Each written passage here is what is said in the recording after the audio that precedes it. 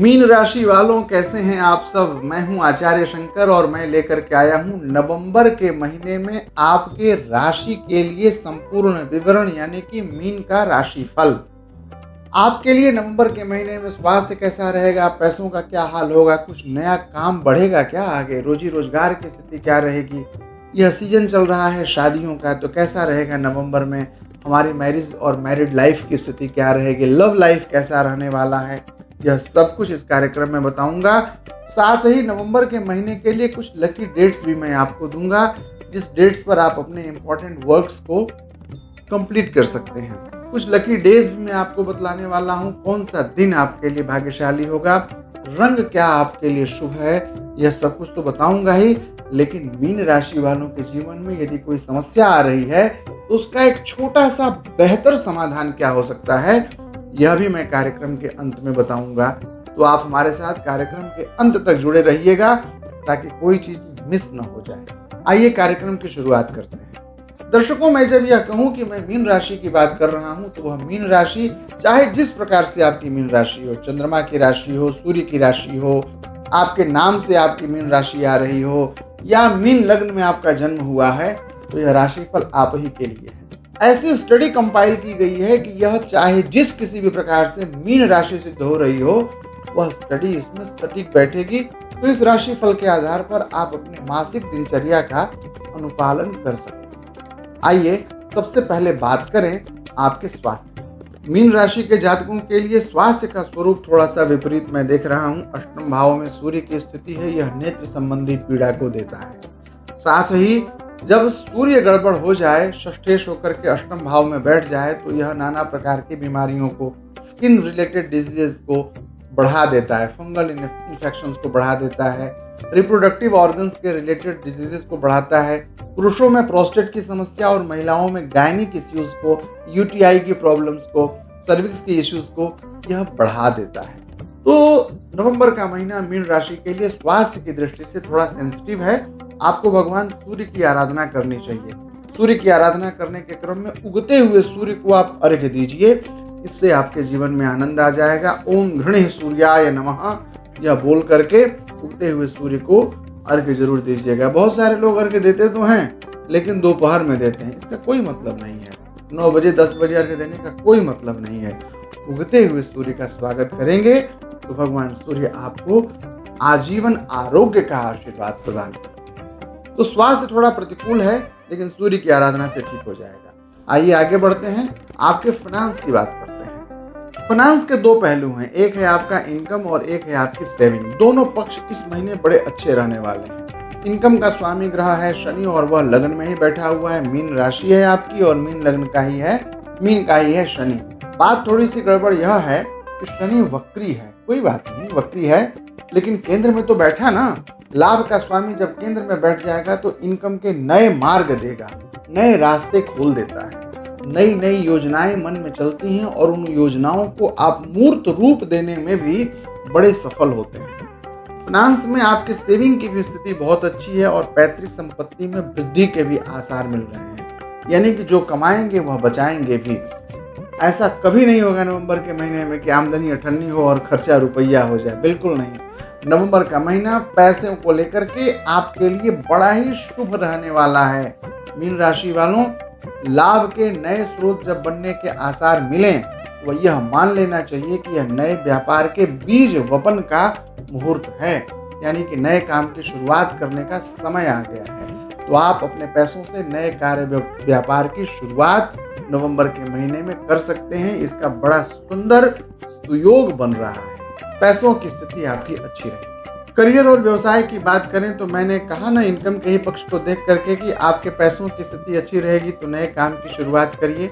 व्यापारी वर्ग के लिए बड़ा ही सुंदर समय है। ऐसे लोग जो कि सरकारी सेवाओं से जुड़े हुए हैं, उनके लिए भी बड़ा सुंदर समय है। जो नए काम की शुरुआत करना चाहते हैं, इंटरव्यू देना चाहते हैं, नया जॉब की ज्वाइनिंग करना चाहते हैं, ऐसे लोगों के लिए भी बड़ा ही शुभ समय है यह नवंबर का महीना। वैसे व्यापारी जो अपनी कंसल्टेंसी का काम करते हैं, यानी कि लाइसेंसिंग का काम करते हैं या फिर परामर्श देते हैं, चाहे आप वकालत के क्षेत्र से जुड़े हुए हों, एडवोकेट हों, या फिर आप हमारे प्रोफेशन से भी जुड़े हुए लोगों के लिए बड़ा बढ़िया समय है यदि आपकी मीन राशि है तो। तो यह समय बड़ा ही अच्छा चल रहा है आपके लिए। और शैक्षणिक संस्थानों के जो मालिक हैं उनके लिए भी यह समय बड़ा ही अच्छा है। हो सकता है कि कुछ कॉलेजेस आपके और बढ़ जाएं, कुछ स्कूल्स आपके और खुल जाएं, कुछ नई अपॉर्चुनिटी आपका वेलकम करने के लिए खड़ी हुई है। तो मीन राशि के वैसे जातक जो व्यापार के क्षेत्र में हैं उनके लिए बहुत ही सुंदर समय है। स्टॉक मार्केट और कमोडिटी से जुड़े हुए लोगों के लिए भी बहुत सुंदर स्थिति बनेगी नवंबर के महीने में। तो करियर और व्यवसाय बड़ा ही उत्तम रहने वाला है। नए काम की शुरुआत होगी। एक बहुत ही अच्छी बात जो मुझे दिख रही है आपके दशम भाव को देख करके, सामने से चल करके काम आएगा। कोई ऑफर करेगा कि भैया यहाँ पर ठेका है, लोगे, ये ठेका का काम करोगे, ये नया बिजनेस है, इसको आप करेंगे क्या, इसमें आप पार्टनर बन जाइए ना। इस तरह के ऑफर्स मिलेंगे और बहुत ही करीबी व्यक्ति आपको एक नए जॉब का परामर्श दे करके, जो जॉब के इच्छुक व्यक्ति हैं उनको जॉब भी दिलाने वाला है।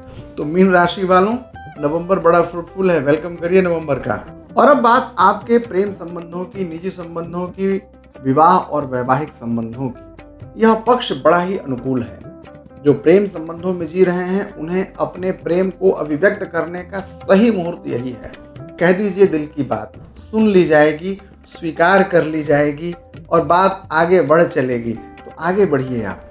जिनकी शादियां तय हो गई हैं, जिनकी शादी के रस्म प्रारंभ हो गए हैं, एंगेजमेंट हो रहा है, गोद भराई हो रही है, रिंग सेरेमनी हो रही है, ऐसे लोगों के लिए बड़ा ही अनुकूल समय है। यह बहुत फ्रूटफुल टाइमिंग है। यह बहुत अच्छा समय है। जो ऑलरेडी मैरिड हैं उनकी मैरिड लाइफ बहुत स्मूथ चलेगी। जो पिछले सितंबर और अक्टूबर महीने में तनाव आपने झेले हैं वह तनाव खत्म हो जाएगा। विवाद की स्थितियां समाप्त हो जाएंगी। ऐसे लोगों को जो लग रहा है कि मुझे अब तक फैमिली ने एक्सेप्ट नहीं किया है, जिन्होंने लव मैरिज किया था, उनका भी एक्सेप्टेंस इस महीने बढ़ेगा, क्योंकि स्थितियां आपके सप्तम भाव की बहुत अच्छी बनती हुई दिख रही हैं। बंधु बांधव, इष्ट मित्र, मित्रों का बड़ा सहयोग मिलेगा, रिश्तेदारों का सहयोग मिलेगा, मातृपक्ष और पितृपक्ष दोनों का प्यार मिलने वाला है आपको। और यह प्यार आपके आजीविका में, आपके रोजी रोजगार में, आपके मानसिक आनंद के स्तर में बहुत वृद्धि करने वाला है। तो संबंधों का स्वरूप नवंबर के महीने में मीन राशि के लिए बड़ा ही उत्तम रहने वाला है। आपके भाग्य के भाव में मंगल बैठा हुआ है स्वगृही होकर के, और साथ में बुध भी बैठा हुआ है। गणेश जी की आराधना से भाग्य का पूरा सहयोग मिलेगा आपको। भाग्य का वैसे तो लगभग 60 से 70% सहयोग आपको मिलता हुआ दिख रहा है, लेकिन गणेश जी की आराधना कर लेंगे तो भाग्य का स्वरूप बड़ा अच्छा हो जाएगा। भाग्य का सहयोग आपको जरूर मिलेगा। धर्म के प्रति रुचि बढ़ेगी, आध्यात्मिकता आपकी बढ़ेगी, दूर देश की यात्राएं भी होंगी, शैक्षणिक यात्राएं भी होंगी, धार्मिक यात्राएं भी होंगी, व्यावसायिक यात्राएं भी होंगी। यात्रा का स्वरूप मीन राशि के दर्शकों के लिए, जातकों के लिए बड़ा सुंदर दिख रहा है मुझे। भाग्य, धर्म, यात्रा, यह सब कुछ मीन राशि के लिए नवंबर के महीने में उत्तम है। आइए अब बतला दूं आपके लिए आपके लकी पॉइंट्स। 7 नंबर 7 और 9 नंबर 9, ये आपके लिए नवंबर के महीने में बहुत लकी है, शुभ है। 7 नंबर यानी कि 7 तारीख, 16 तारीख, 25 तारीख मीन राशि के लिए शुभ है, लकी है। वैसे ही 9 नंबर यानी कि 9 तारीख, 18 तारीख, 27 तारीख आपके लिए बहुत ही शुभ है। तो आप यह जान लीजिए कि इन तिथियों में ही आपको अपने महत्वपूर्ण काम कर डालना। अच्छा, इन तिथियों में यदि सोमवार मिल जाए तो वैसा ही आनंद आ जाए, जैसे कहा ना, सोने में सुहागा, मणि कांचन योग। एक मणि है, उसको सोने में लगा दिया जाए तो कितना सुंदर लगता है। वैसे ही 7 नंबर और 9 नंबर का साथ यदि सोमवार के दिन मिल जाए तो फिर कहना है क्या, आपका आनंद और द्विगुणित हो जाएगा। ध्यान रखिएगा, नीला रंग नवंबर के महीने में मीन राशि वालों ब्लू कलर का साथ रखिएगा, उसमें भी स्काई ब्लू। स्काई ब्लू आपके लिए बड़ा ही लकी होगा। किसी भी इंपॉर्टेंट वर्क्स के लिए जाना है, ट्रैवलिंग करना है, या फिर कहीं मीटिंग के लिए जाना है, किसी को रिक्रूट करने के लिए इंटरव्यू लेना है, या आपको इंटरव्यू देने जाना है, स्काई ब्लू कलर आप अपनी दिनचर्या में शामिल कर लीजिए। डेली यदि आप स्काई ब्लू कलर का रुमाल भी अपने पास में रखते हैं तो यह आपके भाग्योदय का कारक बनने वाला है। दर्शकों, अब बारी आ गई है वह टिप्स बताने की जो आपको मैंने समस्या बताई है अपने राशि की, या किसी भी प्रकार की समस्या आपके जीवन में आ रही है। तो भगवान भोलेनाथ की आराधना का मैं एक बड़ा ही सुंदर प्रकल्प बता रहा हूँ। आपको करना यह है, शहद ले लेना है। शहद हनी ले लेना है और उसे धार से गिराना है भगवान शिव जी के शिवलिंग पर और शिव पंचाक्षर स्तोत्र का पाठ करना है या शिव पंचाक्षर मंत्र का जप करना है।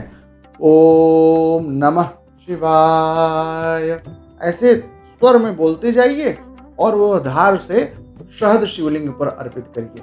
इससे आपके रिश्ते मधुर होंगे, इससे आपकी आजीविका में वृद्धि होगी। जो व्यक्ति आपके सामने होगा वह आपके वशीभूत हो जाएगा और स्वास्थ्य तो आपका उत्तम होगा ही।